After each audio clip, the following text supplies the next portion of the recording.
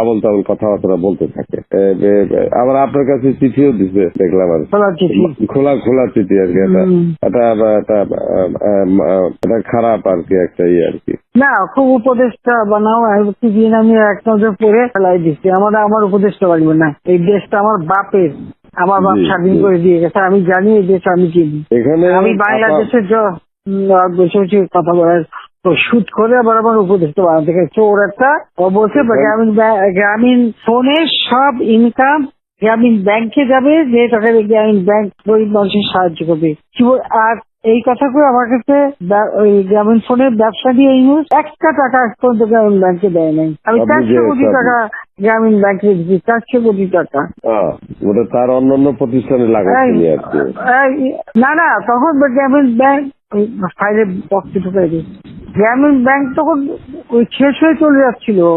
ওর বদলতে গ্রামীণ ব্যাংক মাঠে বসে গেছিল। ও তো সব ব্যাংকের সব টাকা তো লুচি খেয়ে গেছে। তখন আমি প্রথমে 100 কোটি, তারপর 200 কোটি, তারপর আবার 100 কোটি, এটা 98 সালে দিচ্ছি।